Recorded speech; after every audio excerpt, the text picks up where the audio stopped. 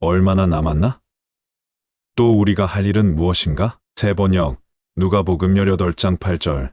내가 너희에게 말한다. 하나님께서는 얼른 그들의 권리를 찾아주실 것이다. 그러나 인자가 올 때에 세상에서 믿음을 찾아볼 수 있겠느냐? 마지막 때는 인자가 오시기 전 수년 동안 이미 언급하신 마태복음 24장의 징조로 알 수 있다고 하셨다. 구약의 대부분 환란의 사건들을 보통 7년 주기로 예언된 것을 알 수 있다. 또 모든 극심한 고난은 최대 70년을 넘기지 않았다. 한국전쟁이 휴전 후 2023년 70주년을 맞았다. 2차 세계대전 승전 기념 70주년이 2015년에 있었다. 이스라엘 건국 70주년이 2018년에 있었다. 이것만으로도 2015년부터 종말의 시간표가 시작된 것으로 볼 수 있다. 좀 더 살펴보자. 애굽의 풍년과 흉년은 각각 7년 7년씩 있었다. 야곱은 삼촌 라반에게서 라헬을 위해 7년, 레아로 7년, 마지막 양을 얻기 위해 6년을 지내고 7년째 라반의 집을 떠난다. 그리고 엘리야 때 비가 오지 않은 기간이 3년 6개월이었다. 대환란의 기간이 3년 반이다. 예수님의 공생의 기간은 대략 3년 6개월 정도로 알려졌다. 공생의 기간에 총 4번의 유월절 명절을 지내시고 초실절에 돌아가셨다. 그리고 사순절에 승천하심으로 정밀한 계산은 아니지만 3년 6개월 정도였다. 이 7년 주기는 이스라엘의 절기들과 밀접한 관계가 있고 이를 쉐미타라고 부른다. 동시에 2023년 9월부터 새로운 쉐미타가 시작되었고 또 이스라엘 종교력으로는 49년마다 첫 쉐미타 해가 희년이다. 그런데 이번 2023년부터 2029년까지 희년의 쉐미타인 것이다. 우연인가? 2025년은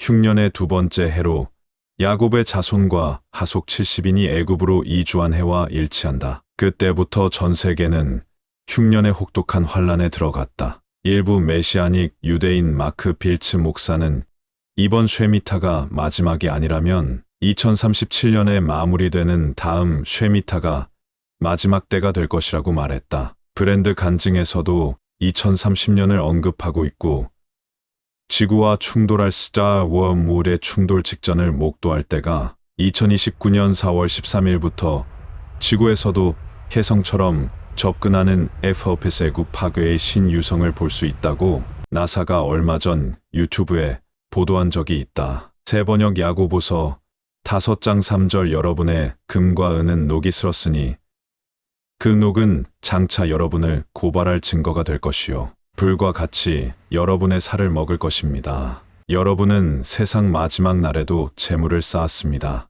누가복음의 경고와 야고보서의 말씀을 종합하면 마지막 때 재물에 마음을 두고 그것을 쌓으면서 그들 자신을 죽일 심판의 증거를 마련하고 있는 모습을 너무 자명하게 예측할 수 있다. 바로 이런 모습은 믿음이 없기 때문에 나타나는 양다리를 걸친 교인들의 모습이다. 믿음이 없는 교인들이 가득하다는 말씀이시다. 안 믿는 불신자는 세상을 산다. 그 열조의 죄가 무엇이든지 현재 삶에 그대로 재앙으로 또는 썩을 물질적 복으로 주어진다. 이 불신자가 겪는 자기에게 미치는 보응은 심은 대로 거두는 원리로 이루어진다. 그런데 하나님이 보시는 그 빛이 없는 짐승급 인간들에게는 사탄의 지배 원리만 적용되어 악으로 세상의 것을 얻는 것이다. 이걸 가지고 뭐 안 믿는 사람은 더 잘 산다는 둥 불평을 늘어놓는데 그건 그 사람 안에는 믿음이 없는 거다.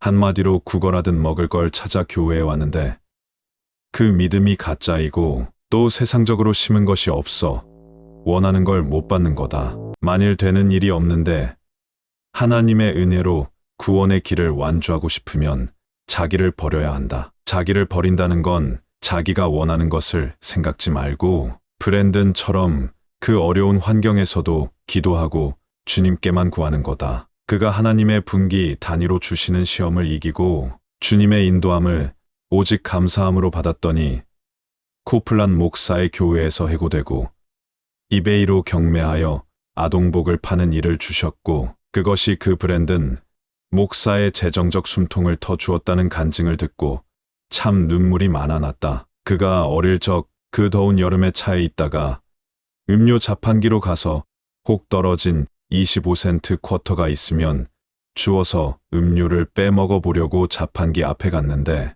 그 동생이 그냥 자판기 버튼을 눌렀더니 시원한 음료 한 캔이 나왔고 옆에 다른 버튼이 있어서 눌렀더니 또 음료 캔이 나와서 여러 개를 안고 돌아오면서 그것이 하나님께 대한 믿음으로 나타났다는 간증은 참 마음이 뭉클한 간증이었다. 나를 돌아보았다. 너무 대조가 되었다. OMG. 이제 이 마지막에 우리에게 필요한 것은 오직 주님과 그 아버지를 의지하는 믿음이고 오직 한 길로 가야 하는 것이다. 난 2014년 세속에 사는 문제를 모르고 그냥 막연히 회개만 하고 있었고 하나님은 나와 무슨 관계인지 모를 때 기도원에 기도하러 가서 본당으로 들어가는데 나의 힘이 되신 여호와 찬송이 내 귀와 내 마음을 때렸다. 그때부터 성령의 인도함을 체험케 된다. 지금 우리는 보고 계신 주님과 그 아버지 하나님만을 보아야 한다.